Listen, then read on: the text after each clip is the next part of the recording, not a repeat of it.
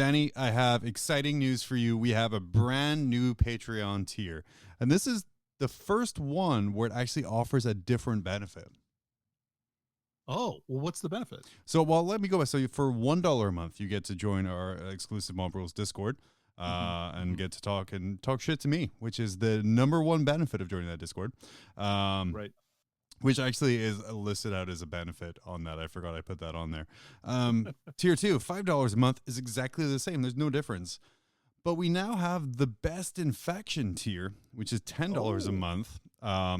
You get the same benefits as everyone else, but we email you a high-quality certificate saying that for all legal purposes, which is, not actual legally, you are, in fact, the Best in Faction for the ITC a Little Plastic Spaceman for your chosen faction of Little Plastic Spaceman. Oh, okay.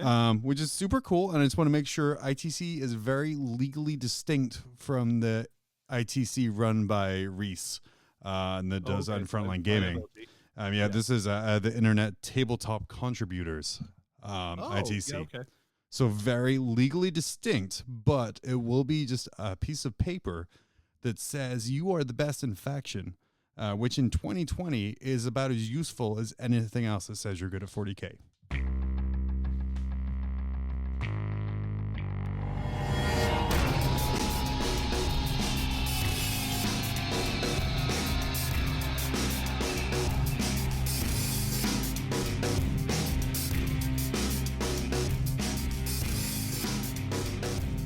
Oh, man. Danny, you're chugging a Truly already? I love that.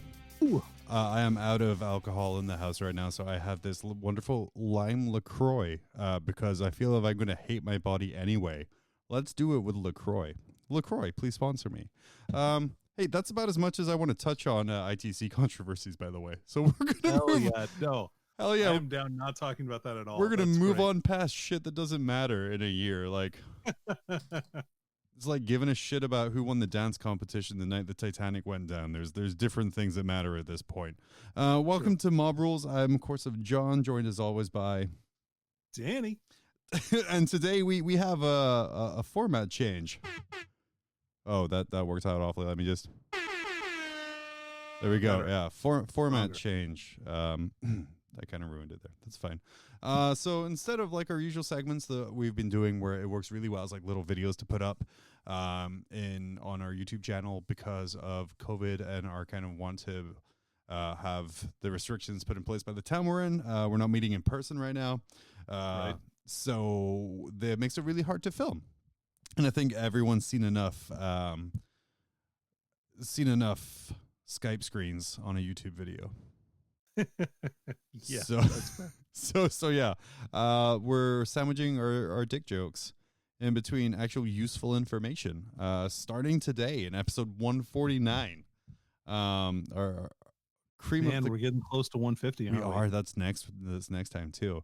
So we're gonna do like our fun little usual intro things, and then we're gonna welcome Bartosh on. Bartosh is the number 2 New Zealand player in Custodes. But super great. We just finished actually talking with him. A little behind the camera action here. We already did the interview. Bartosh is all about the behind the camera action. He is. Yeah, he was laying seductively on his bed the whole time. Very sexy. But yeah, so if you ever had an interest in Custodes as an army, how to play them on a tabletop, if you just wanted to learn a couple neat new tricks, like I have things now that I know how to defend against because of Bartosh's little tricks. Yeah. Which was super interesting. So he's going to be on in a little bit here.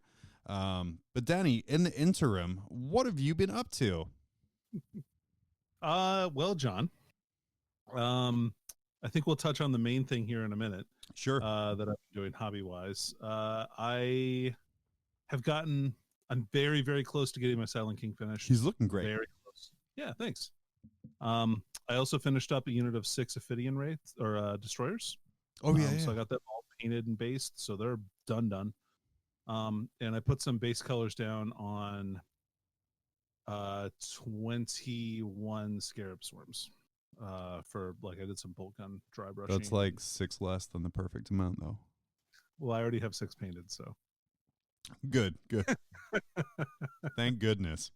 Yeah. Other than that, I have been just work has really picked up for me, so I've been spending a lot of time doing that. I haven't had as much time to hobby. I'm probably going to do some more work after this podcast, actually. Oh boy. Yeah, hell yeah. um, and yeah, that's pretty much all what I've been up to. John, what have you been up to? It's been a pretty slow week, a couple of weeks for me as well. I picked up the Death Watch and the Space Wolf book from our friends over at Mini Stomp. To kind of round out my collection there. I figured I was missing a couple of books, and there's nothing really. I love what the app does, but there's nothing more irritating than seeing that padlock sign. And it's not even that I'm looking at the information, but I dislike that it's kept from me. So I picked up a couple of books from our friends over at Mini Stomp on Twitter. Great guys. They are great. Good deals. I sprayed my Scarbrand gold, so he's ready to go. Or did I do that last time? Yeah. Oh, I did. This time. So yeah, I sprayed my Scarbrand gold, so he's ready to get some paint on him. Because I'm still very, very hyped about this corn list. And I think like even the Death Guard information that we've got coming out this week has not kind of sullied my enthusiasm for this stupid corn list. So I'm excited about that. I finished building on my Furies.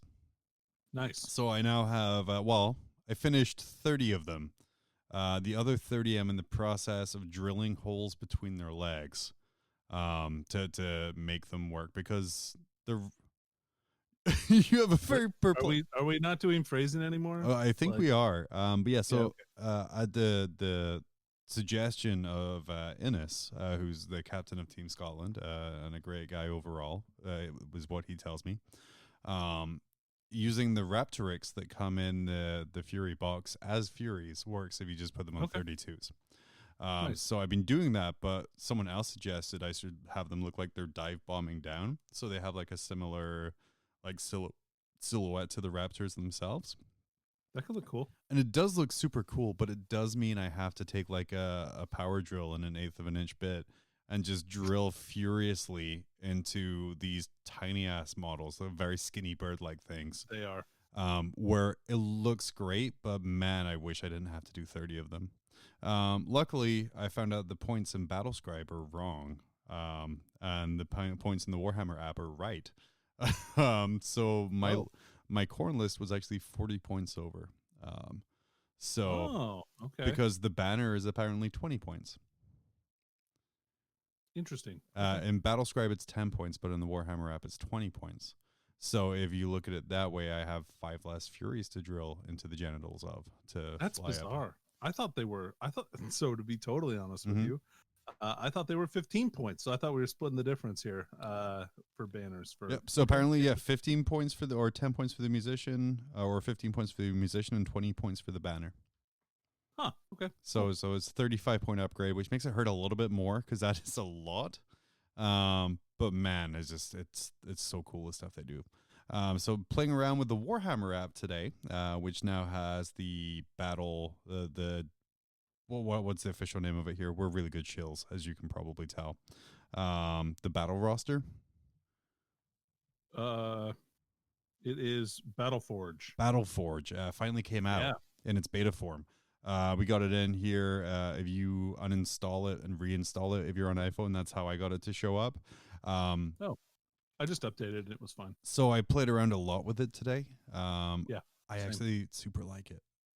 I think it's great. They did a really good job. Like there's a couple little things that I think they could improve on. But otherwise, like as far as apps go, it's easily the best one that they've come out with initially. So the way you assign units to detachments is far and away amazing. It's really cool. So what you have to do with it is in your list, you kind of go to all units and you just kind of list out all the units you're taking in your army, and then you select them and you move them across to which detachment you want to go in. So you can do 2 different ways. Oh, you can? To teach me. Okay.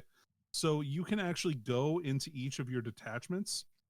If you on an iPhone, which is what John and I both use. Because we're a man of culture. Yeah, of course. You can touch the name of the detachment. Like, let's say you have a patrol detachment, right? You touch patrol detachment, and then it gives you a plus sign, and it'll also show you what your available slots are. And so you can go through and add plus and add all that stuff to that particular detachment. instead of going through a main list of all your stuff and then just placing them within detachments. So when I'm making a list on Battlescribe, if I decide to change something from a battalion to a spearhead or a vanguard, my current tactic is just leave it the fuck alone. And when I copy paste it, I'm just going to change one word and type in vanguard instead of battalion and then call it good. This makes it really easy to move stuff around. Then the only other thing I'm not a super huge fan of, you can get some slowdown when you're adding. So I built my lists the way where you go into add all units and then you add them to the detachments. When you start adding things to detachments, it gets really slow when you're increasing unit size for your non-assigned units. And then the other thing I've noticed is it doesn't update the points totals for everything until you do the next unit down. It takes a second to commit the whatever they've done. Right, and these seem like just like a little. I mean, I'm no coder, so don't quote me on this, but they seem like easier things to fix. I like the way you select your warlord. I like the validation process of it.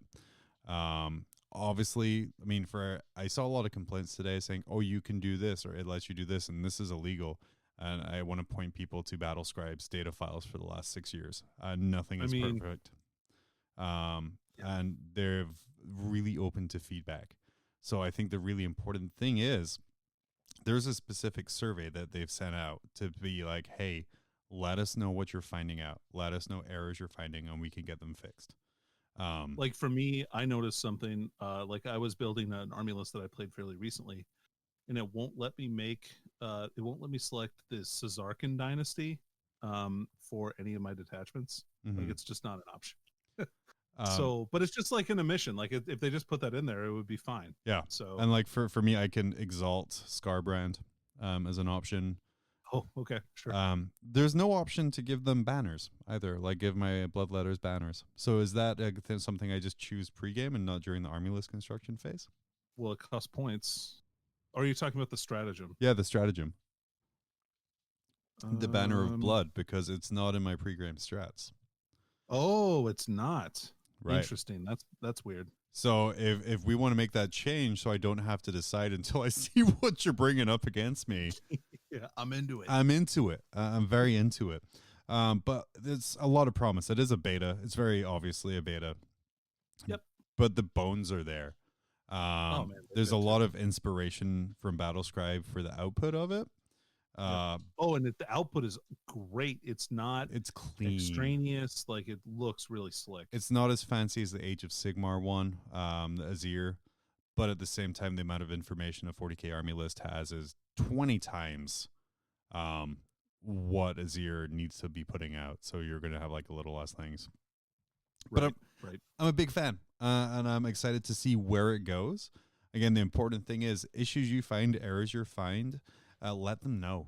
If you bitch about it on a Discord or a Reddit or a Facebook page, they can really fix that. Because if I'm GW Comp Overlord Mike Brandt, I'm not probably going to take my advice from someone complaining on Comp 40K. Yeah, fair. So just make sure to submit those because it's only going to be as good as we make it. Because as much as we like to say, we're paying $5 a month for this, we're doing, like, if your outrage comes from the fact that you're paying about 20 cents a day for something and it's not perfect, you need to re-examine priorities a little bit. It's not going to be perfect, but we can help make it that way. For sure. But big fan. I'm a large fan. Yeah, that's what I've been up to hobby-wise. Nice. Yeah, I think that was a really great review of it. I'm very excited about the application and its future implications, especially if they manage to get the legality stuff right.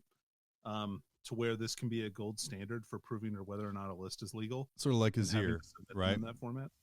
Like how kind of like Azir right now, where like Azir is very trusted. Like when that says that it's good, it's good to go. It also has a cute little message when you go to explore your list. I'm going to pull it up here so I don't get it wrong.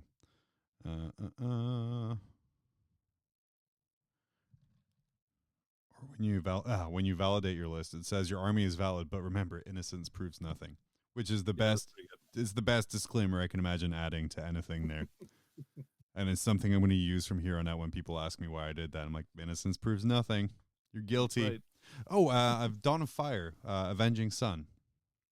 Oh yeah, you've been reading that. I've been reading that, or I've been listening to that using my Audible subscription. Please sponsor us, Audible, where you can actually find this fine podcast now too. But I completely turned a corner on it. The first third of it, I really wasn't feeling it at all. It does some history rewriting from stuff they put down in Dark Imperium and Plague War and things like that, like little minor things here changing. And we saw with the Black Library Weekender, they're changing Dark Imperium. They're FAQing a Black Library book, a novel, yeah. Which I think Danny, you and I talked about this. It was like, that's fine, just send the patch notes. I don't want to have to read that entire book again and remember what's different. Not that it's a bad book. I have too many other ones to do. But about halfway through, it really starts clicking for me. And it's amazing. And I think we're going to talk about it in the future because it is super, super good and very modern GW grimdark. And I know that's a negative for some. Put that on my reading list for sure. But it's great. I'm listening to the Audible version. I was making fun of it a lot at the start because the voice choice for Gulliman is very grating to my ear, and it sounds very pompous. It sounds like, for Doctor Who fans, it sounds like Tom Baker Doctor Who, like the whole time. And I'm like, I don't get this. But then they explain later on, when one of the Primaris is listening to him talk, or one of the Space Marines is listening to him talk, that they say his accent sounds weird because it's a mix of modern Gothic and 10,000-year-old Gothic. And I'm like, that makes total sense. It's designed to be grating and sound weird because he's literally a dude out of time. So of course his accent is going to sound strange. That's pretty cool. And I'm like, okay, it's weird. It's like, if you had told me that narrative choice at the start, I'd be not. But again, some of it was just the nice part of learning that as you go. But yeah, the Dawn of Fire. Dawn of Fire is the name of Gulliman's ship. It's very metal. It's an Imperial Eagle shape. So it's a two-headed Imperial Eagle, and it lands on claws and everything. Wow. Yeah. It's just a giant Imperium symbol. It's quite amazing like that. But cool. It covers the time for just after Gulliman encourages a couple of the High Lords to go away, to just after the Primaris reveal. So this is where some of the rewriting of Dark Imperium comes into, because you get so it's like a prequel to those Dark Imperium books, then. right, because you're there for the unveiling of the Ultima Founding, and there's a lot of cool stuff there, and of course my Corn boys get in there too, so I'm all excited about that. But yeah, just a great read overall. I found more and more with Black Library, as I'm rambling now, but I find more and more with like the Black Library stuff. The first half of the book, I generally am apathetic to or don't really like. But when they start building towards that final big battle that all of these books have, I'm just 100% invested. Like, it's the Black Library formula. It's the slow build. And it's like, on their whiteboard idea, they write down their idea for the final battle. And then they spend all their time writing this final battle. And like, oh shit, I have to do story to make this happen. And then but it's super good. I would highly recommend. After Indomitus was a little disappointing to me, and especially coming off the Higher Saturnine, this was a really refreshing read. So I'm excited to see where the second book goes and where the series goes in general, because there's a couple of super cool things happening in universe now. Cool. Yeah. Well, we have one other thing we do talk about. We do, right? So John came over to my place, and we worked on hobby room organization, because I will say my room socially is about the worst thing known to man. Socially responsibly, I would say, because I made this big thing at the start about how like we're not recording together because of COVID, but that's when we filmed together. As you've seen in our earlier videos, we're about 2 feet away from each other. Right. So it makes it like a little difficult. Yeah, we're not nuts to butts in my house or anything like that. So not without masks. With masks, we're nuts to butts all day. That's right. We're very pro mask over here at Mob Rules. Oh yeah. But we started tackling my hobby room, which is a horrible quagmire because I have really bad purchasing decisions and organizational skills. And also 2 years to the day today. Oh yeah. Yeah. I had it pretty well organized, and then we had a really big earthquake. Really big. And like basically all of my bookshelves collapsed. And everything spilled out all over the ground. Like my models, a bunch of them were crushed or damaged. And it's so demoralizing to see all of that stuff that I just basically closed the door to that room and pretend that it didn't exist for at least 6 months, I would say. I mean, what's crazy is like that's like almost like 10 years of collection at the very least. And you have like easily like tournament winning armies, paint jobs you're super proud of, like your fantasy stuff was in there. And it's really it's a traumatizing thing to see it all like just crush. Yeah. But things need to get, I mean, eventually you're going to have to deal with it, right? So instead of just shoveling it all into a garbage bag and starting over again, which it would be. How tempting was that as an option for you, by the way? Very tempting. No, I'm not even kidding. No, Isn't that crazy? No, yeah. But I didn't do that. Instead, we started organizing stuff. I feel that like once I figure out what I want to keep and what I want to get rid of, I can make kind of a good amount of money off of. Some of the things that I'm going through. So, I might put some pictures up on our Discord of what it looks like now. Did you take any before? I took a little bit to show the square of the carpet that I cleared off that I was super proud of. I remember boasting to your wife that I cleared off this square of carpet, and she's like, wow, and then looks over at your table where it's just full of shit that you were organizing. Yeah. So I've organized most of the stuff on the table that we stopped doing. Mm-hmm. And I also cleared off, I have like a folding table in there that I was using as kind of like my desk. Mm-hmm. And so I cleared off that and put that on and either took that out in the living room, or I've done that, or I put it on the floor, and I'll sort it later. But I managed to move my table into like against the wall, and clear out enough area that I can actually walk around in there, which is great. So now there's only like maybe 2 feet of shit on the floor, and the rest on the rest of it. But it was a lot of progress. Like, I don't think people like if you imagine a small bedroom, that was, well, because it is a small bedroom, but it was full of hobby supplies. And before, like, they were on walls, everything was neat. But again, when the earthquake happens, everything dumps out. And when you've been hobbying as long as Danny has, that's a lot of things that get dumped out.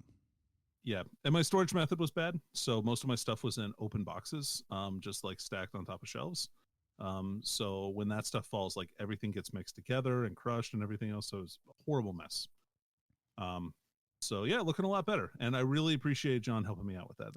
It was a huge deal because my wife can't go through stuff like John can and look and say, oh, this is an Eldar model. This is a Space Marine model. This is a fantasy model. So I needed some expert help. No, and it was fun to do. Like, and it's always kind of a nice thing to see progress as well. And then I found a bunch of cool stuff that I ended up stealing, like an Angarath, which after the Forge World Compendium update, and seeing that GT winning list with him, I'm like, hell yeah, I'm going to run that and give that one a try. Let's net list a little bit.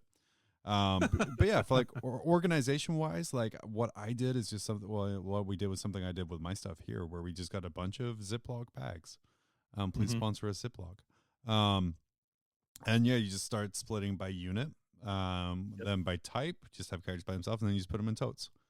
And I'm sure there's like a better way to do it, but if you find yourself with an unmanageable horde, that's a really great place to start. And then some super cool stuff, like we found some like original metal Marines, not even like white metal, but like lead Marines.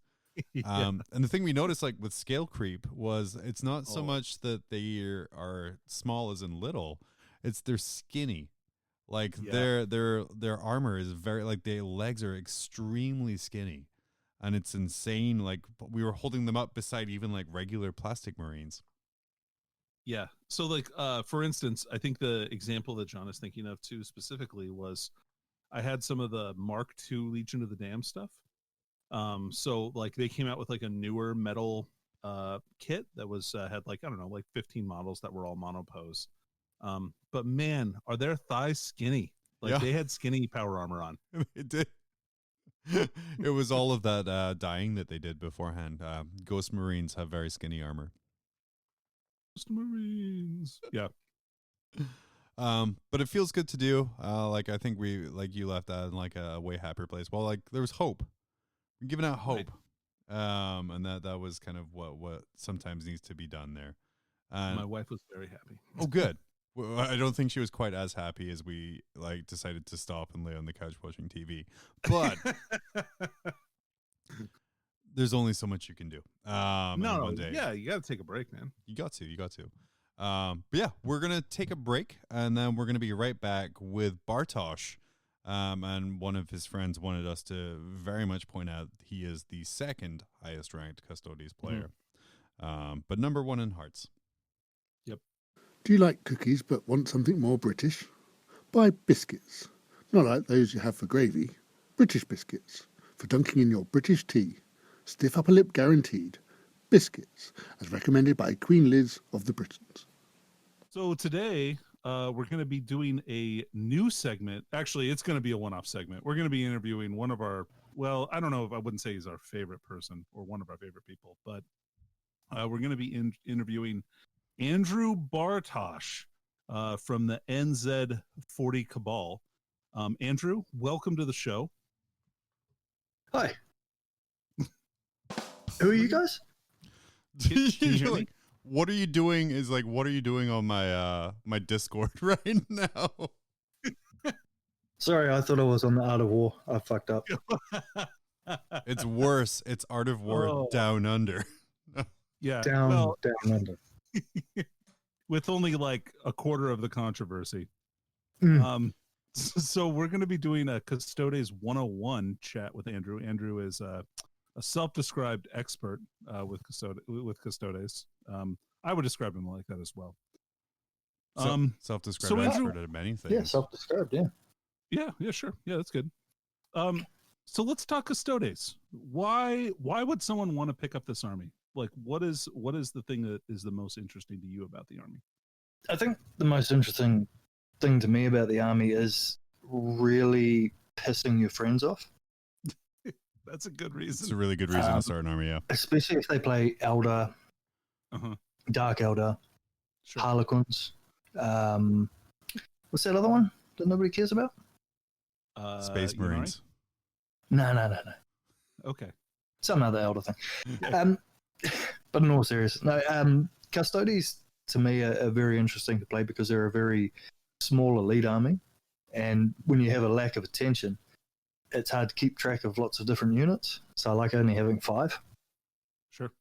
Because that's how many fingers I have on my hand. Oh, so it's easy to count too. Yeah. His army comp changes drastically after industrial accidents. I take a lot more Ares gunships. Oh, yeah, good call. So, obviously, Custodes have a small model count, small armies. What do they do really well? Like, what is the thing that Custodes like really excel at? The best thing Custodes do is just not die. Okay. I think that's their big strength to lean into. It's pretty solid. Yeah. Well, because they don't, Danny. Okay. Okay. The Emperor said so. Yeah. Okay. I like it. No. I mean, they've got good armor saves, good involves, high toughness, lots of wounds, and they have a lot of strats now with the War of the Spider that really lean into the sort of a layered defense. Sure. And they have like multiple saves and that kind of stuff sometimes too. Are they? Do they have access to a Feel No Pain? They have a Warlord trait, and the Dreadnoughts have it on a 6. Well, the Contemptor and the Big Boy, and the Wardens have it, but nobody takes those. Oh, sure, yeah, they're kind of obscure.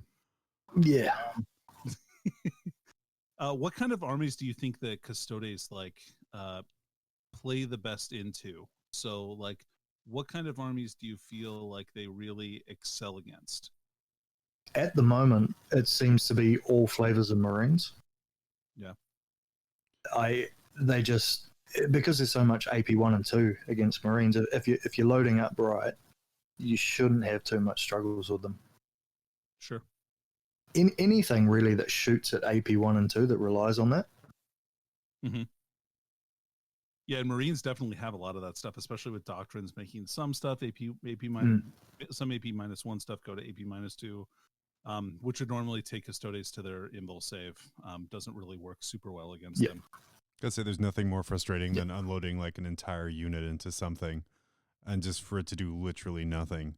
Because it can be kind of like deceiving when you come into the table and you're up against like a Custodes army and you have like 50, 60 models to put down against like 12.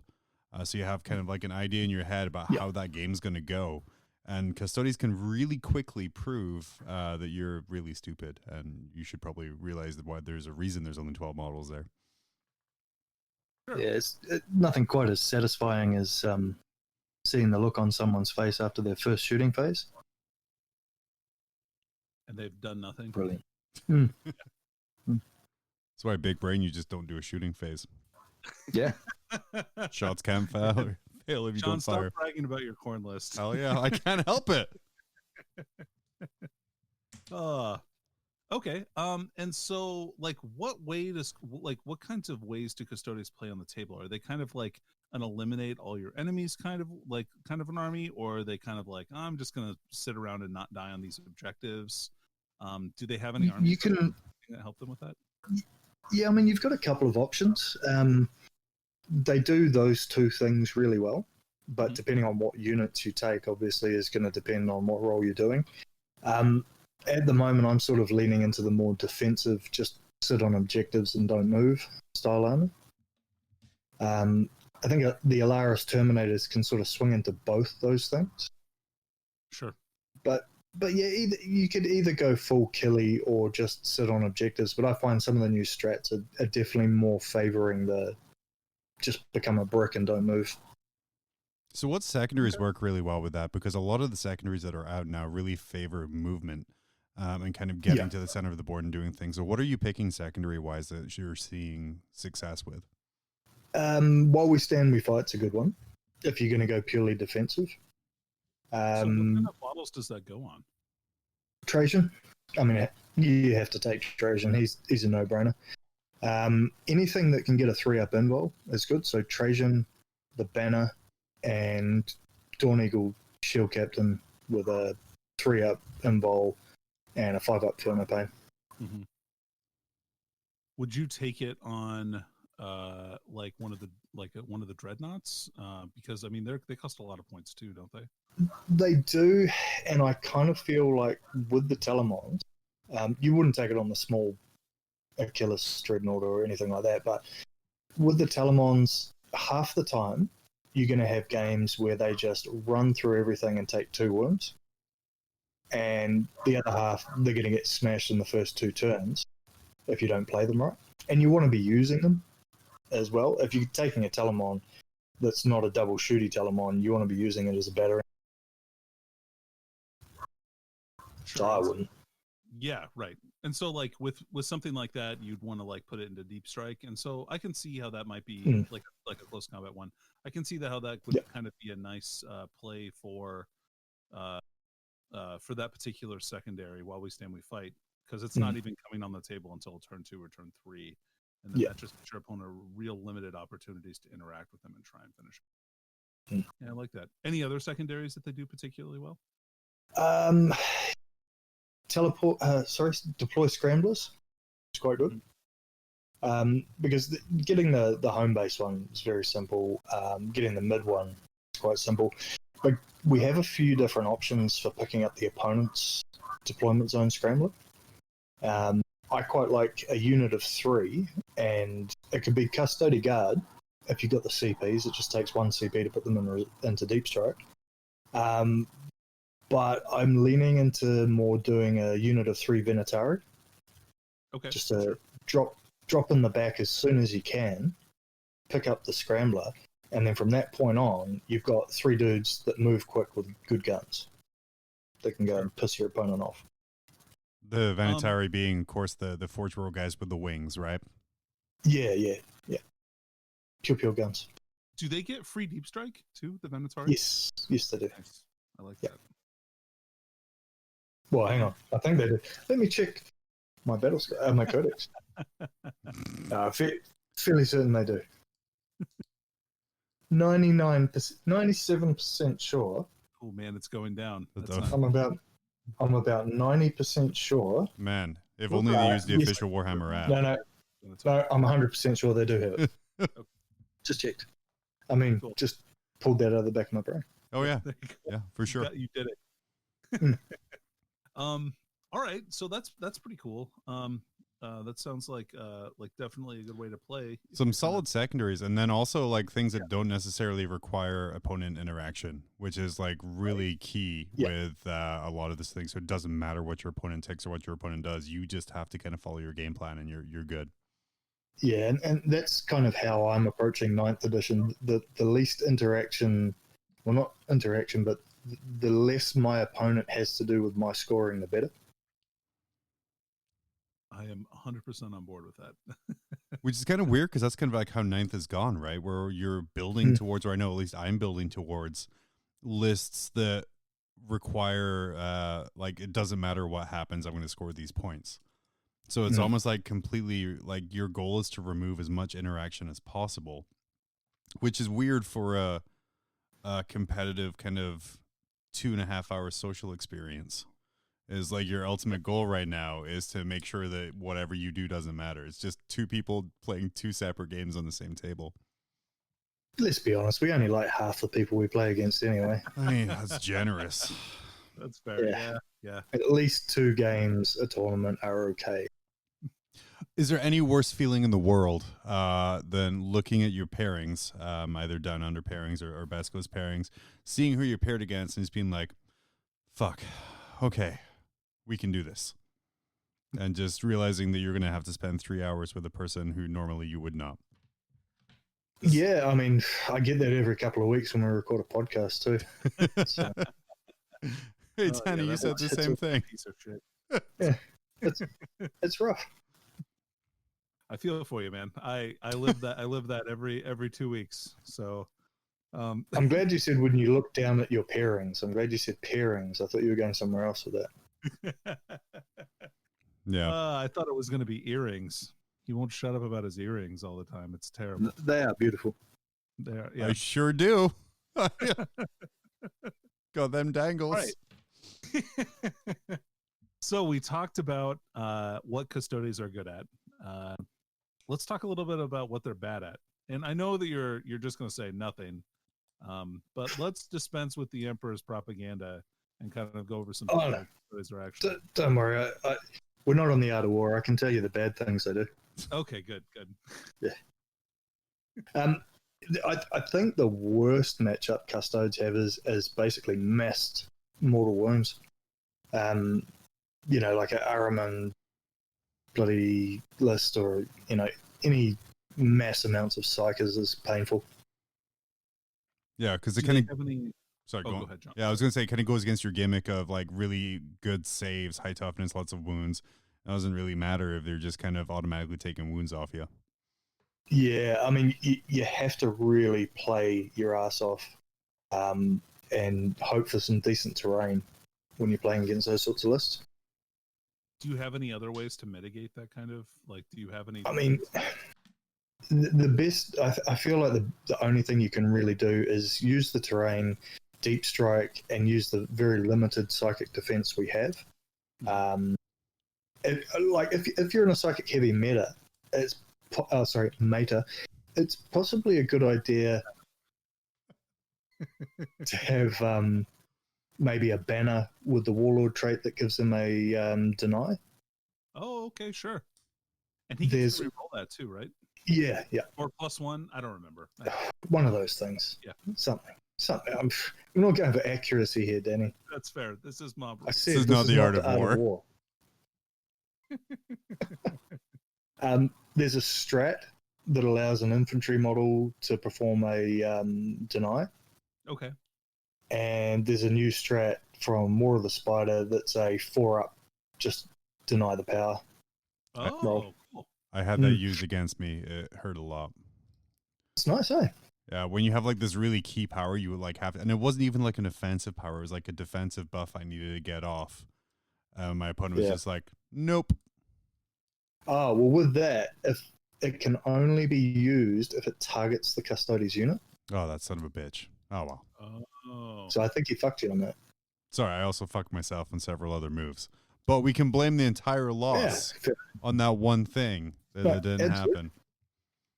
It was all on that dude cheating. Yeah, yeah. To be fair, I was his only game of 9th, and I was also his one and only game of 8th as well. So, yikes. Big yes. I don't blame him for cheating. The funny thing is about that strat, which is really strange. If you take a unit of wardens, they can do it on a 3-up.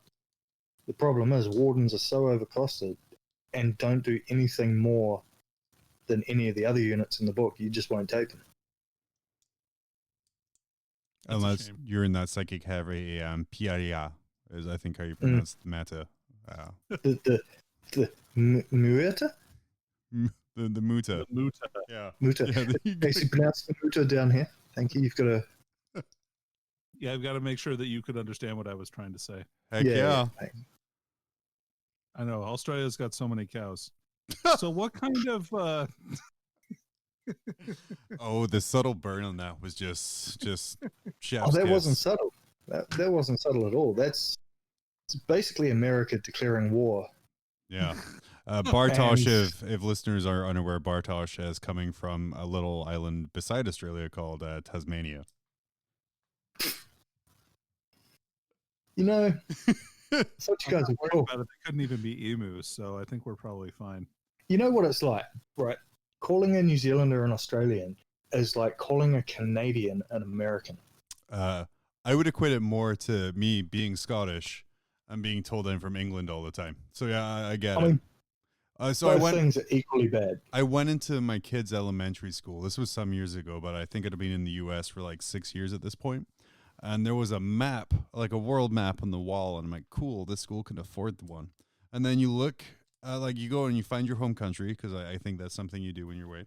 The entire British Isles, Great Britain, United Kingdom, whatever one of the 50 names I want to give it, was just labeled England from like north to south. And I'm like, oh, okay. This is what we're doing. Gonna be like that's painful. It was. I complained. I mean, hey, at least your country's on the map. I mean, most American maps don't even show New Zealand. So that is true. Like, there's even a subreddit of just maps that don't. No, that's true. There's a subreddit where it's maps that don't have New Zealand, and there's like this entire. But we're actually like we fake being outraged by it. We're actually quite happy about it because the less people know about us, the better. That's how you did the COVID beating. Yeah. You just took yourself off of maps. That was the best defense. Yeah. So speaking of defense, everyone just fucks off straight to Australia. Hell yeah. So we talked about some secondaries that Custodes were good at. Let's talk about some ones that they're not so good at. What are Custodes bad at for secondary choices or missions? Any of the psychic ones, unless it's killing psychers. Okay, fair. Yeah. Yeah, I imagine start with the obvious one. I imagine I wouldn't take the one where I have to cast psychic powers when I have no psychers. But probably I am famously very difficult for you. I am famously bad, so I might. Just yeah, you might. It really does depend a lot on what you're going up against. Usually, you wouldn't want to do. Forget the name of it. The one where you have to sit in the enemy's deployment zone for 2 turns for a turn with 2 units. Line breaker. Enemy lines. Yeah. Yeah.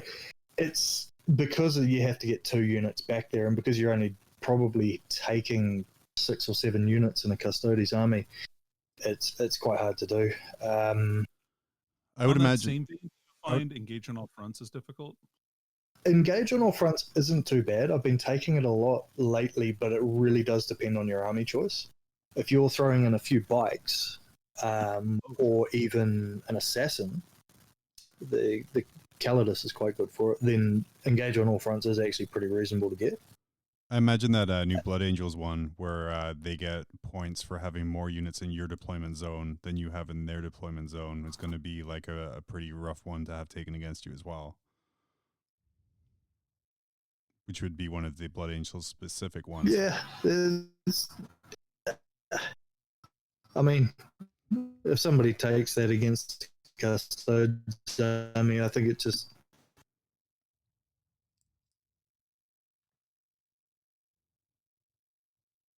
Okay. Now. Yeah, so that Blood Angel... What was I saying? Rough. Yeah. Yeah, the Blood Angel Sanctuary.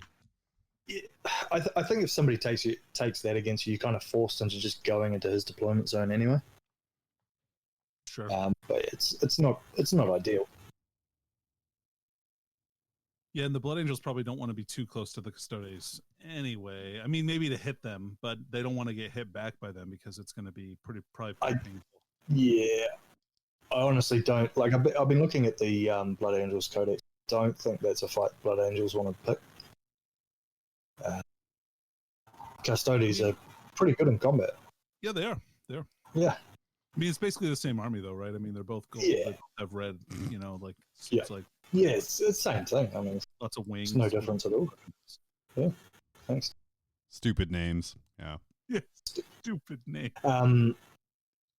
Another one that's not fantastic. Well, it depends. Raise the Banners is... I'm sort of 50-50 on. If you've got two objectives and for some reason you're not taking deploy scramblers, you can do it. But again, because there's so few units, if you start spreading out, it is easier to get rid of Custodes off the objectives. Sure, I could see that. Yeah. And probably the other one I wouldn't take would be Domination. Just because you don't have very many units. Yeah, again, there's anything that's based off having lots of units across the table, just not a good idea. Well, that's fair. Well, that makes like that whole category pretty simple for you then, I would say, because that category is, and I forgot, I think it's like engage and I don't know. Anyway, like engage on all fronts. You've got behind enemy lines. You've got domination. I think that's all of them. But all of those are very commonly taken one army. People usually take one of those in their army just because you don't have to do anything but stand in a place, and oftentimes you want to be standing in that place anyway. So I could see how that is a pretty easy choice for engage on all fronts for Custodes. Just to can stay out of the middle. Yeah. Cool. Well, Andrew, let's talk about your army list a little bit. My army. Yeah, so we asked you to do a little homework and talk about the 2,000-point Custodes army. Okay, so this is what I'm running. Let's talk about a starter army first. Yeah, so like if someone was new to Custodes, like your list takes a lot of skill to pilot. None at all. Oh, it's the same as the starter army. It's just like playing Elder. You just throw some units in a bag and shake it up. Dump them on the table, and that's your army. It works out pretty good. I mean, if your codex starts with just break all the rules in the big book, then you don't have to do all the work. So I've got a starter army for you. Okay, cool. Yeah, let's talk about it. So if I was, so I would start with Trajan. I think he's just an auto take in any Custodes force. Or Custodes. I know you're going to get people pissed off at the way I say Custodes. So what makes him like an auto take in Custodes forces? He comes with a 3-up invul. If we're gonna piss people off, we might as well do it right, you know. I might as well. He comes with a 3-up invul. He's a shield captain, right? But the fact that he comes with a 3-up invul means you don't have to pay for a relic to give him one, and you don't have to give him a storm shield, right? Yeah. His best use. I mean, he comes with a reroll 1s to hit, reroll 1s to wound bubble. But once per game, he can either pile in and fight again, regain D3 wounds, or the real reason everybody takes him is to make the next stratagem you use cost 0 CPs. Man, and that's just money.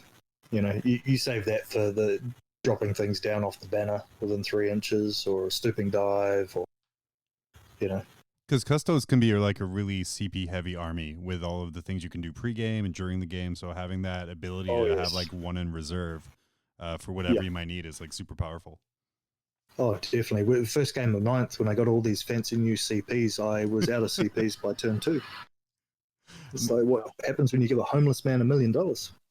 It's just, I imagine that picture of that person laughing at all of the limes that they can't hold, but it's you and just it's CPs. All my CPs.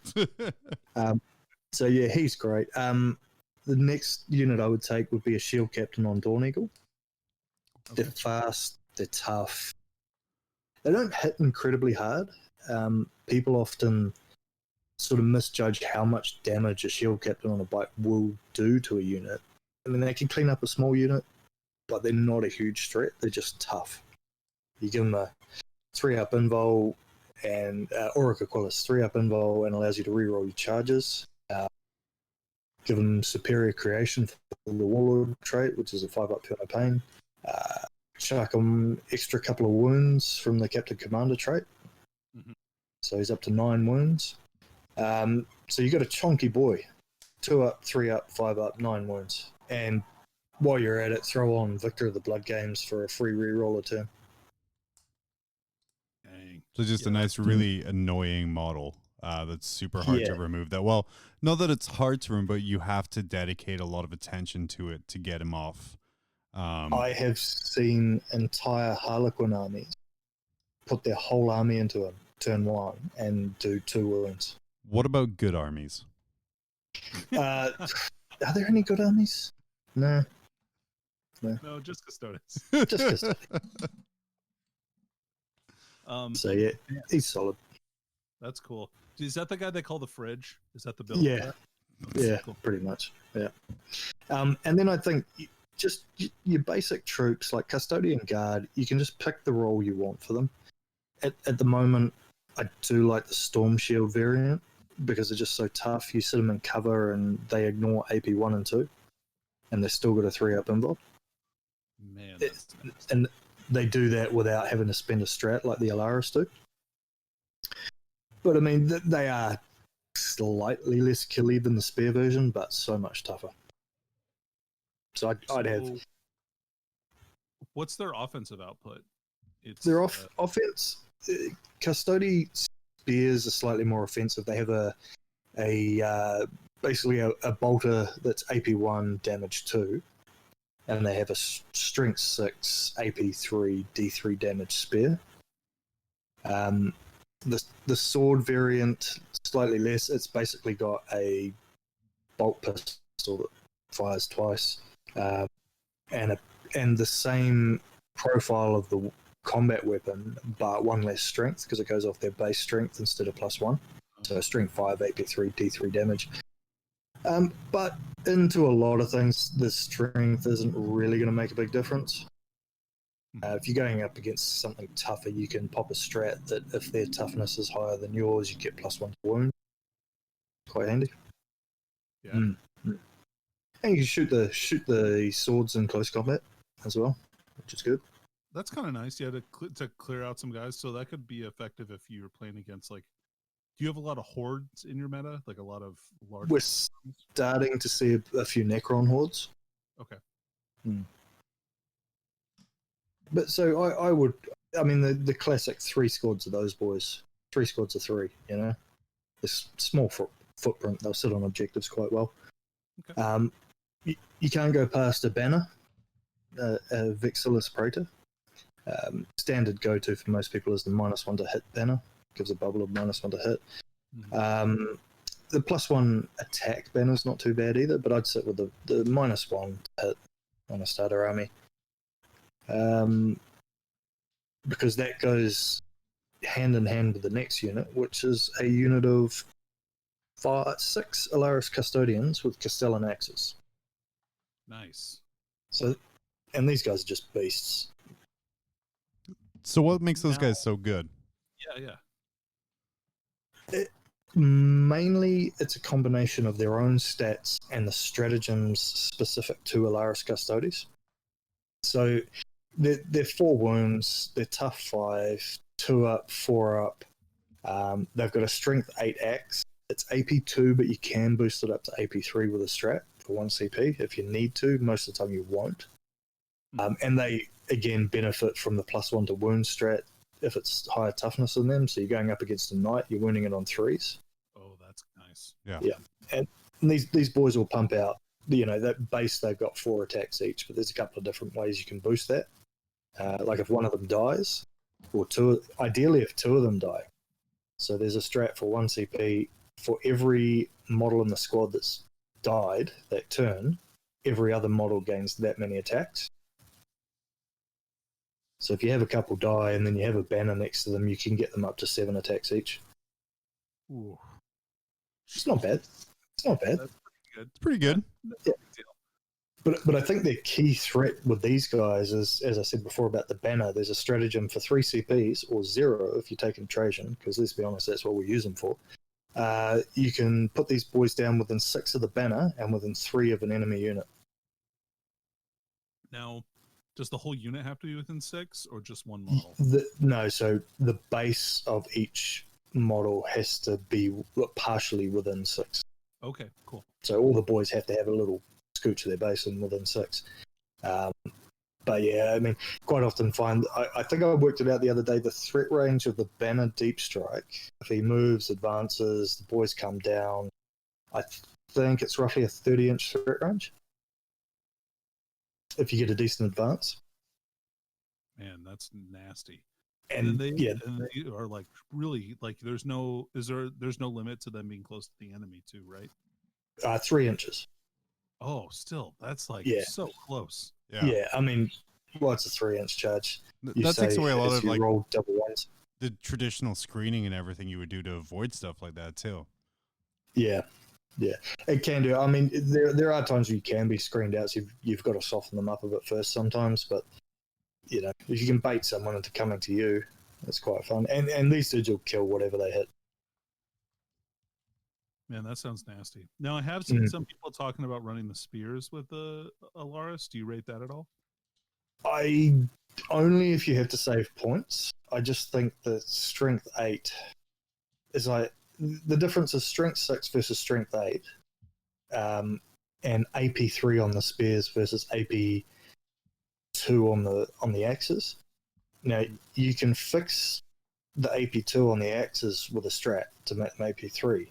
You can't fix the strength on the spear to make it strength 8. Right. And most of the stuff you're going to hit, like Blade Guard, anything with an invul save of 5 up, you don't need any more than AP2. That's true. Yeah, that's fair. That's a good point. Nice. And so, wait, that's the whole list? Oh, no. And almost. It's not far off. That's small. Yeah. Hey, it may be small, but it's also expensive. So for a beginner list, I would say just to help them out, because these things are great to use. They're a little pricey. I mean, the bikes, the Dawn Eagle jet bikes, Virtus Praetors. So I'd maybe take 2 squads or 3 of them. Okay. You could easily substitute out one of those squads for a Telemon as well, if you like a Telemon better. But I just think with the movement they've got, they're just great for 9th edition if you can stomach the fact that they're 95 points each. Yeah, I'm just thinking. I'm doing the math in my head. I'm like, wow, 1 squad of 3 bikers is the same cost as a Telemon. Well, same cost as a double shooty Telemon. The fist one is 260. Smokes. Okay. Yeah, squad of 3 bikes is 285. I mean, as I say, this is just a starter. I mean, you wouldn't want to take it against, a highly competitive event, but they are fun to use. Yeah. Well, they're fast, and that helps a lot in missions. And they will catch people out too. Yeah. Especially stooping dive definitely does. Yeah. And there's a couple of little combos you can do with stooping dive that will really do mess with people a little bit. I've had one where I had a squad of Terminators, squad of Alara sitting on an objective, a unit charged me, and I then stooping dive into them with a shield captain. And there's a stratagem for the Custodes for 1 CP. The wording's been changed so this works. For 1 CP, after a unit has fought in the fight phase, pick this unit and fight with it next. So you stooping dive, attack with the bikes, then select the Alaris because they're within 3 inches of an objective, and fight with them next. Huh. Interesting. Okay. Or okay, I see. dick move. So so the captain stooping dives in. Stooping dive lets you fight first. And it's not just a fight first, it's like immediately. Yeah. Right? Yeah. And then you pay the CP for the objective stratagem because they have to be close to an objective for that one, right? Yeah. Yeah. So then they oh man, that's nasty. And it will catch people out if they don't know it's coming. You would have got me. Not anymore. Not now. Shit, I've given away all the secrets. I'll never beat Danny.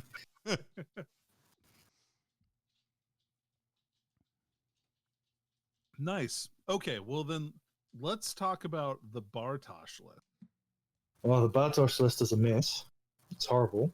Okay. And you should never ever play this army. But it seems to work all right for me. So never ever play it unless you're me. Yeah. Unless you're me. And that's my Patreon is $40 a month. Sorry, it's cheap. It's really cheap. So worth. Yeah.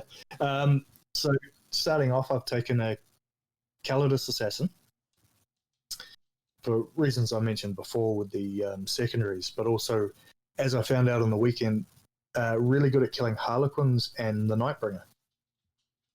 Oh, no invulnerable saves. Yeah, neat. In either the shooting or the combat phase. Nice. Okay. Yeah, sure. Yeah. Then I've gone with the go-to Trajan.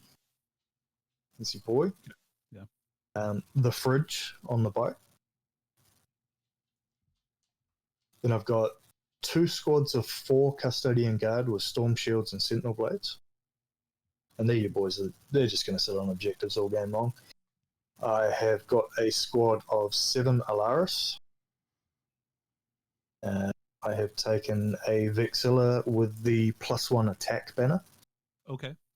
And here's something interesting that I only found out the other day, that I've been playing Misericordias wrong. So I always assumed if you took a Misericordia, it was 1 attack. Turns out you can make all your attacks with a Misericordia, and you can make an extra attack too, unless you got a Storm Shield. So give the banner guy a Storm Shield and a Misericordia. Mm-hmm. Then I have a squad of 6 Venatari. Sorry, squad of 5 Venatari. Okay. And a squad of 3 Venatari for the deploy scramblers. Nice. Okay. Yeah, sure. And the shield host I've decided to go with is Emissaries Imperatus. Nice. Okay. Yeah. So why'd you pick that? So because I wanted to try Venatari, they've got a really good strat that basically ignores all to hit, all to wound modifiers, all your cover, any AP modifiers. Basically, you're hitting them what you're hitting them on, wounding them what you wound them on, no cover, no +1 to armor saves, nothing. That's pretty cool. And I have been running Shadow Keepers a lot lately, but that's more beneficial, I feel, if you've got Telemons in your list. Yeah. Yeah, I would agree with that. Telemons and Bikers, that has some neat swings on, like for high toughness models. Yeah. Yeah. But yeah, for these guys, I've leaned more into an offensive force with those. There's a really good strat. Best effect is either on the Alaris or the Venatari. It's basically turn rapid fire and pistol weapons into double shooting. Yeah. So those boys are 2-shot pistols, strength 6, AP 2, 2 damage. So you're making them all have 4 shots. And then you can ignore all modifiers, cover, business. It gets pretty nasty. Brutal. That's pretty cool. Okay. Well, so overall, how would you? Then this is something that I like to think about when I'm thinking about like how a list is supposed to work. Like, how does this list win? Like, what's your game plan going into the game? This list is very much I'll meet you halfway across the table, and then I'm going to rip your face off. Oh, dude, my list is that too. Yeah, and if there's anything left alive after that, I'll keep moving and to pick up more objectives. Quite often turns out, like with the Alaris bomb coming down, you will often do damage, but sometimes it's not as much as what you think, and you've left a lot more of the enemy alive than what you had hoped. But every time they do that, they have this really bad habit of sticking around and just, even though the enemy kills them, they've been held in the spot you want them to be held in for far longer than the enemy wants to be there. So you can spread out, pick up objectives for a couple of turns while your opponent has to deal with, 7 or 8 Alaris Terminators in front of them. Which can in turn split off into each their own individual unit if you want to. Yeah, that's right, and that's quite handy late game too. You play Unleash the Lions if you're running low on squads and need to pick up table quarters or other objectives. Man, that's pretty cool. I like the sound of this list. That is, okay. That's pretty interesting. I like. Man, Danny, you got your deep thought face on. I know. Yeah, I was thinking. I know I'm not recording this, but your face is like, oh, okay. Like in your head, you're placing a Forge World order right now.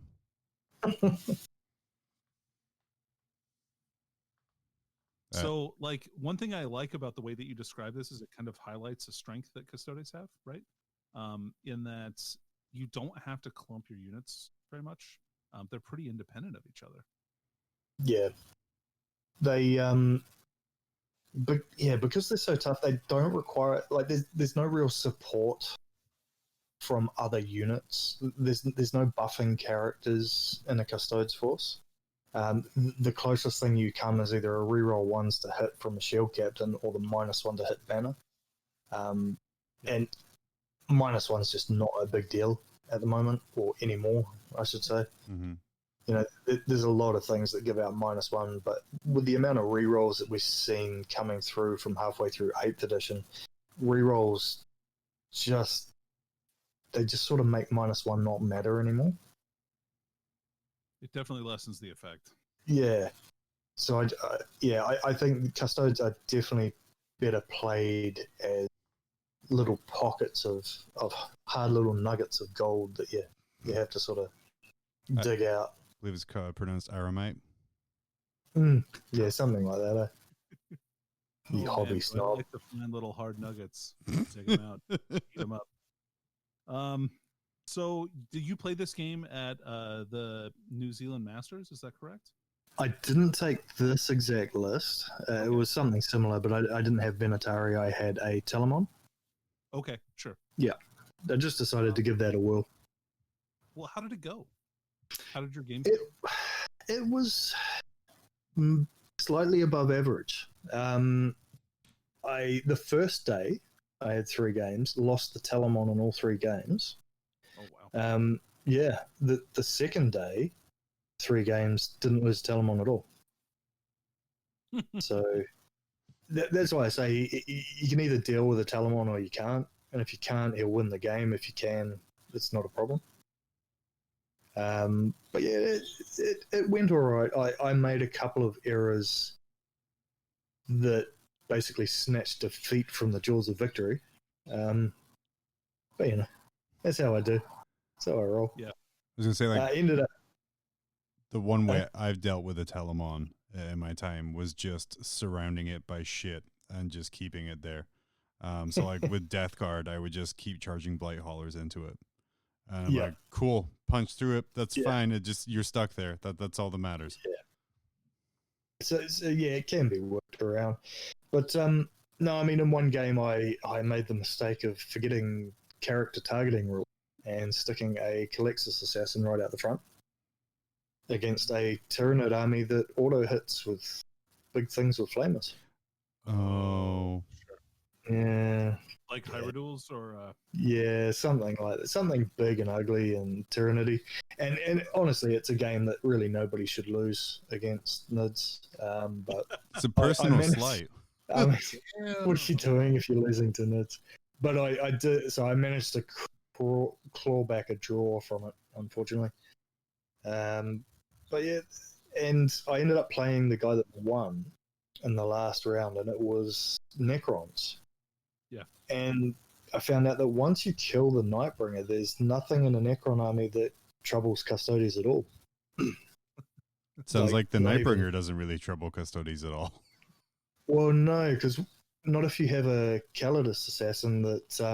so I chipped a couple of wounds off the Nightbringer with some shooting from the Alaris. I think he was down to like 6 wounds, and I just dropped the Custodes in, and I was thinking, okay, I'll probably do another 3 or 4 wounds on it and set it up for the next turn. And she rolled the D3 on her gun and put 3 mortals on him, and then charged him to combat. She didn't quite kill him. She left him on 1 wound. She only got 1 wound through on him, so he was down to 1 rune. But then the next turn he tried to charge some Custodes, and I just big dicked it and paid 2 CPs to Overwatch on 5-ups and killed him. Nice. I mean, yeah, that'll work, man. Like, big dick energy. I'm so confident that I'm going to kill this guy. I'm going to spend 2 CP for a 30% chance that I'll maybe hit and possibly wound. Hey, I mean, it had to be done. I was either going to win the game and potentially come second, I think, and knock him out of first place, or I was going to lose and nothing was going to matter anyway. So, well, but it sounds like it worked out. Sorry. Yeah, it did. Yeah, I mean, it was a really good game, really tight. We were drawn on points, I believe, all the way until the last turn, and I'm just about to take another 5 points off him for while we stand, we fight. Killed his overlord with the Telemon, and on a 4-up, he got back up. So it just won the round. But you know, you can't be mad about a game that comes down to a 4-up. You know? Yeah, that's true. That's really some of my true. best games have been like decided on the very last dice roll. It's crazy. So yeah, but it was good. I mean, I think all the games played at that event were all very close games. I mean, you've got the top 14 in the country. All the games are hard. You know? Right. Yeah. It's not going to be an easy time. No. Even if your top 14 only has 6 players, because it's a small country. I'm kidding. Yeah. It's actually only 2 players. It's me and another dude, and we just play each other in the garage. Mark wasn't invited. No. It's the top 2 players, Danny. Okay. Someone's gonna watch. Yeah. Awesome. Yeah. Well, man, thanks for coming on, Andrew. That was really great. It was That's to get right. kind of a good overview of that. Do you have anything that you'd like to plug for yourself? Oh, I mean, just listen to NZ Footy Cabal. Oh, sorry, NZ Footy Shabal. Yeah, if we have to do hard Z, you're going to do soft K. Yeah, as it is known in Alaska, or as we like to call it, Little Canada. We're Canada's armpit.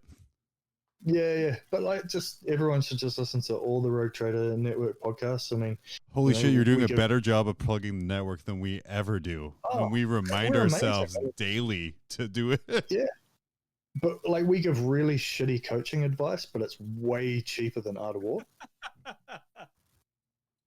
That's a really good tagline, I think, for someone. Yeah.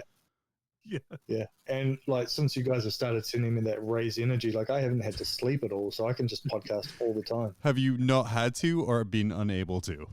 Because I mean, is there a difference? I am actually literally tomorrow mailing you some fine powdered raise energy drinks. Raise, not other powders, just raise. Just raise. Raise energy suppositories. Yeah, that's the only way to go. We're giving you a sneak peek if you catch my drift. Oh my. Yeah, definitely check out Bartosh and the NZ40 Shabal, New Zealand's premier hobby podcast. Yeah, I mean, we're all right. I'm sorry. I mean, Let me try that again. You're too modest. It's really good. You should definitely check it out. We're going to do like take two. Check out NZ40 Shabal, New Zealand's sort of okay hobby podcast. If you have time, no big deal. we're pretty fucking amazing, and we really do need to put our Patreon coaching services up.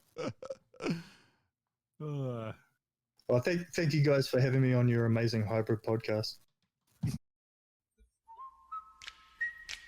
Earl Hagen was a legend. In 1960, he whistled his way into Hollywood and into our hearts.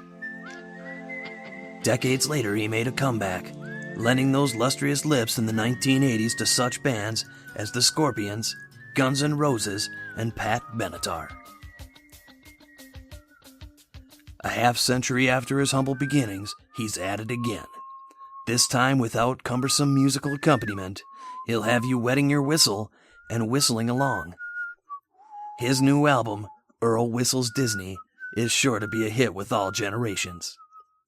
Order now and receive a bonus album, Earl Whistles More Shit, a collection of previously unreleased material of Earl's favorite songs through the years. On this bonus album, he demonstrates his newly mastered technique of inward whistling. Order yours today on compact disc or double-length cassette. Also available at fine retailers such as Walgreens, CVS, and participating Sam Goody stores. Earl Whistles Disney. Buy it today.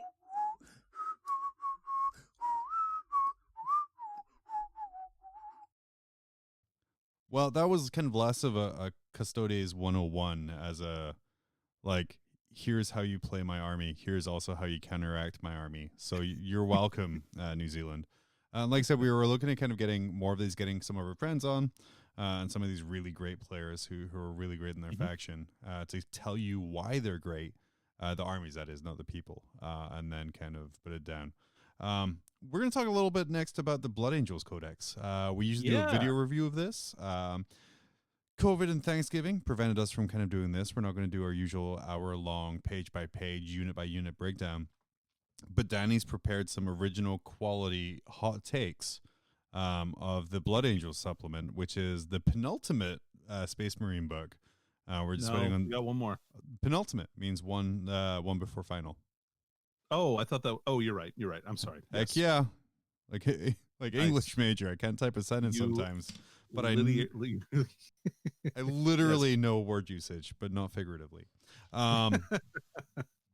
But yeah, so the penultimate Marine supplement before the Marine hell is over, and Drakari come to disappoint us with an average release. I hope not. No, that would be like the worst. Man, the salt levels from that would sustain me for years. They would be unreal. Well, how come Marine? No, never mind. Anyway, Danny, so Codex Supplement Blood Angels brings the Angels of Death into the kind of the 9th edition game with the 9th edition Codex, with their stratagems, their secondaries, all that other kind of stuff. What are some hot takes for that? So the Blood Angels book is like is in another addition to the Space Marine Codex. I think that they are with White Scars probably the best assault marines, like the assault chapter. Like they're better than Space Wolves. Oh wow. I think. So what is it? A bit more damage. What is it that puts them over the top? Because with Space Wolves, you have things like, you have your Wolfen, a lot of strats and a lot of combos to make them super good in close combat. They have a lot of close combat oriented dreadnoughts as well. What is it that pushes Blood Angels to be kind of better Space Wolves than Space Wolves? So, well, I wouldn't say they're better Space Wolves than Space Wolves. Well, I think that Space Wolves have terrible. A lot of really, well, I mean, they've got some neat tricks.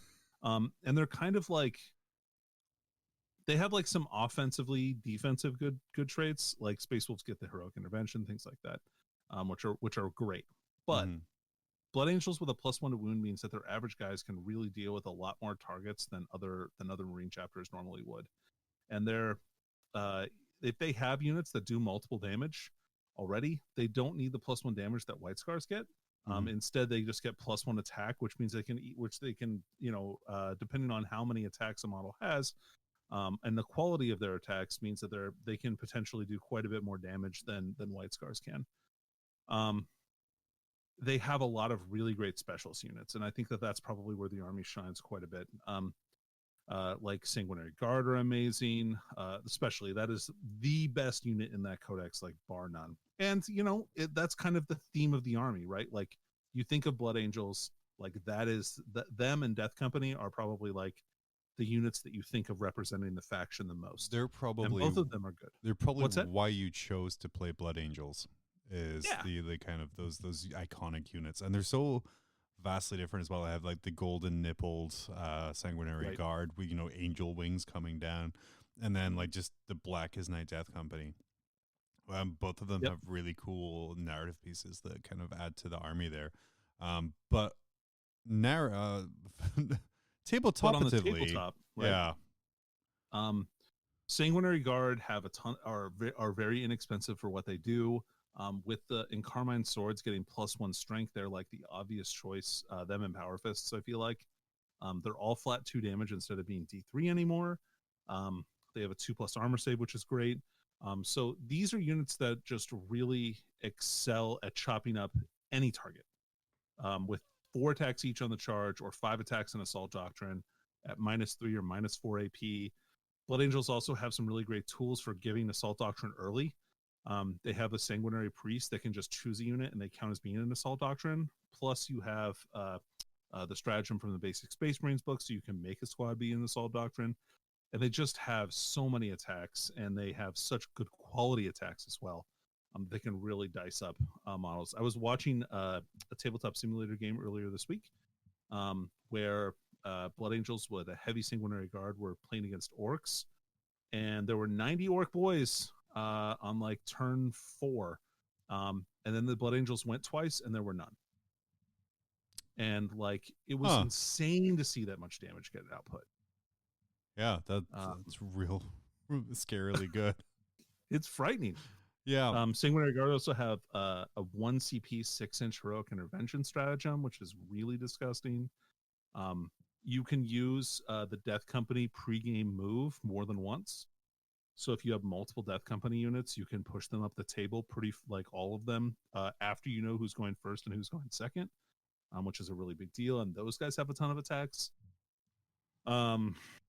The Death Company characters got, I feel like, a pretty good buff, where they can, once per game, use 3 different death visions of Sanguinius, which gives them like +1 attack for each enemy, for every 5 enemy models within 6, or they get to reroll to wound rolls, or they get a 3+ invulnerable save.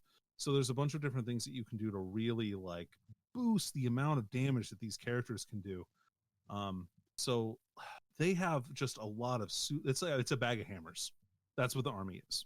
And if you want to put some tactical stuff in it, you can. If you don't have to, and you can just run a bag of hammers at your opponent.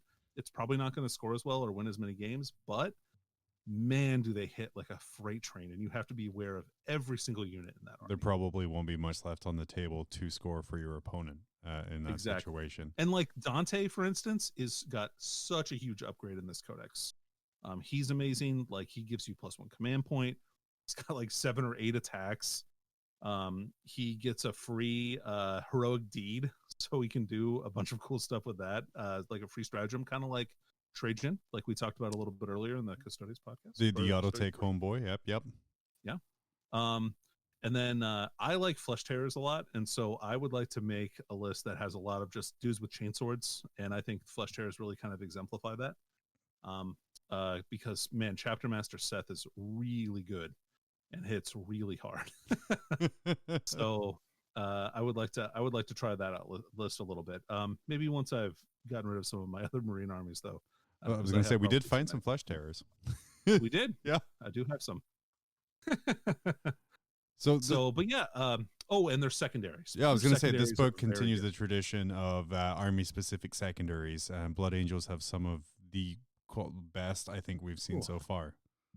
The one where you have to have more Blood Angels units in your opponent's deployment zone than they have in yours is such a good stratagem. It's so hard to, like, unless you're a super aggressive army with a lot of deep strike or very fast units, Blood Angels are going to get like 3 points every single turn of the game. So yeah, that real good. Was there anything else that super stood out to you about Blood Angels, or like was a super big upgrade over what they had before when they had their own book? Yeah, I would say there's not a ton of other upgrades over what was previewed in their index a few months ago. Mm-hmm. But the stuff that did change, almost all, like 100% got better. Oh man, like some of the stratagems are really good. The Son of Angels got changed, so it's not like a 3d6 inch charge. You just get +1 to hit on the turn that you come down from Deep Strike, and you can reroll charges, and it's +1 to hit, not in combat. So things like Plasma Inceptors can come down and get 2+ ballistic skills, so hitting on 2s, easy for them to reroll 1s. So that's very powerful. Yeah, overall a great book, or a great supplement for the Marine Codex. I'm glad to see everybody's getting wrapped up into one thing, so it's a little bit easier to balance. And then just one last thing about the book. What are some things that Blood Angels didn't have access to before, but now do because all Marines are sort of similar? That really helps Blood Angels, or are really great fits for Blood Angels. So that's a great question. I know. I'm a great interviewer. I don't really think there's anything that Blood Angels are going to take that they didn't have access to before. Just because their specialist units are so good, they're not going to want things like Centurions or Thunderfire Cannons, both of which took a major hit in the current Space Marine book. So they already had access to that stuff, but mostly Blood Angels had most of the stuff in the Space Marine book already. So it wasn't a huge change for them. Yeah. Awesome. Well, another great supplement, and again, almost done with Marines, and then on to the next people. Unfortunately, as we found out this week, my beloved Death Guard were delayed by disease, which is very on brand. Last time that happened, they showed up. It's true. They showed up at Terra during the siege, and they were even stronger than before. And then just kind of continues on a little bit here. There's been some previews of their rules. The Warhammer community site obviously has timelines and the articles that are coming out, so we've started seeing some rules previews come out for Death Guard. And really what it's speaking to me, or what all of these releases are saying to me, is what we were hearing at the start of the year about how you really need to focus on one faction to be super good. It's sort of coming true, because the sheer amount of rules Death Guard have shown to be having is ridiculous. Not complaining. It's a good problem to have. For sure. But yeah, we're going to have contagions. There's paid upgrades for your units. Mortarion. Plague weapons, right? Yeah, with plague, like Mortarion looks like a beast now. Oh yeah, he looks nasty. We were theory crafting some stuff, and they're like, wow, maybe the plague surgeon just turns into almost like a chaos apothecary. And like, I almost don't want that to happen, because if that happens and I can start rezzing dudes, like Mortarion and 5 Death Shroud are like an auto take, and then the rest doesn't matter. Just Mortarion, 5 Death Shroud, and a plague surgeon, and then whatever doesn't matter, just because you're not going to be killing Mortarion. But I really like what I'm seeing, which is super good, because the initial hearings about the book was it was just okay. But I think from the looks of it, when you master it, it's going to be very, very good. I think it's going to be a good book. And I think the feedback we're getting that it's just okay is people playing 4 or 5 different armies. And then it's going to be one which doesn't have an obvious power combo right out the bat, but I think pretty soon there's going to be a lot of Death Guard going around. We'll see. A lot of cool stuff coming out, though. A little delayed by COVID, but what isn't in this wonderful year? Yeah, that's definitely true. Yeah. We're going to take our last break, and then we're going to be right back to wrap it up. Okay. You've mastered the art of the Stanley. You've downloaded the ITC Battles app. You've loaded your dice to guarantee your charge. Now perfect your game with Mob Rules measuring accessories. Made of the finest acrylic and carrying the skill of the Danny, the tactics of the Dave, and something positive about John. Get yours now at hammerheadgames.net. Man, this is a long episode this week. Bartosh on sharing his experience with his Custodes, custodians. I think this is the first time we've talked about custodians on the show without making a janitorial joke. We made zero. We made zero. It was proud of ourselves. It was quite serious, and like I said, we want to wedge something in between all the dick jokes. So like, hopefully, you took some stuff out of value. I know me playing against Custodes now, I'm gonna look at some stuff real differently.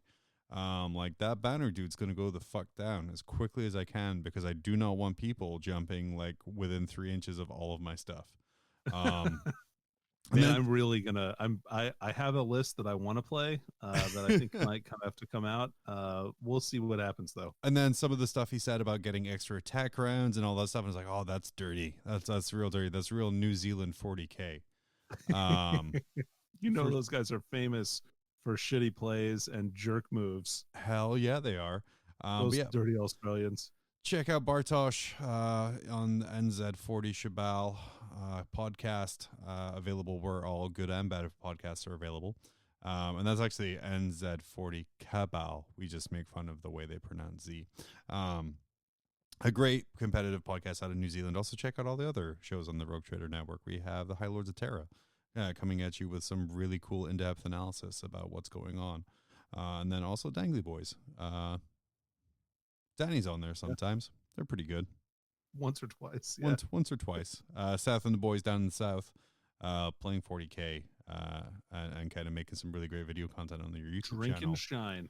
Drink and shine and beating, themselves off. Yeah. Sure.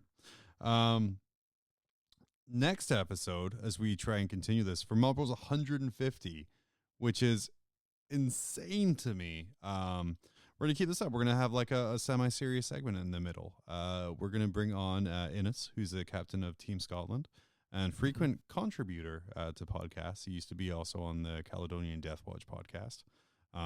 But since taking his role as, like I said, Team Scotland captain for his WTC team, he's going to come talk to us about the WTC. Danny and I know a lot, or at least I pretend to know a lot about the ITC, and that's the way most of us in the U.S. play, or have played. Innes is super passionate about the World Team Championship, right? That's what WTC stands for. Yes. Yeah, World Team Championship, which is a super unique format.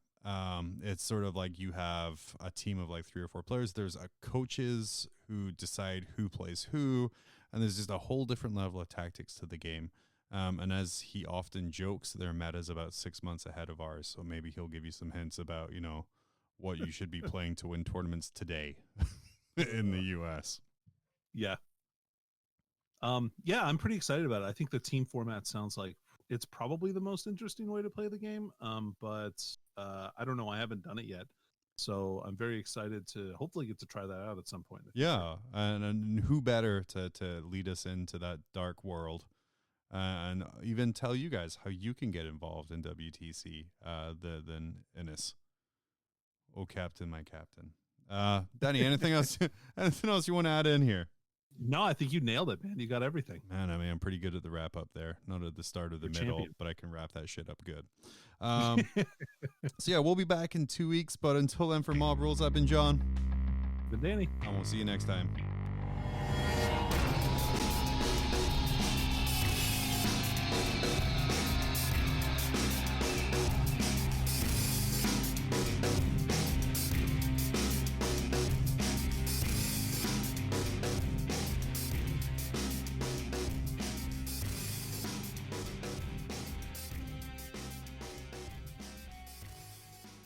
And then just to throw this in here, Danny, we're still recording. I want to share the latest comment we had on YouTube.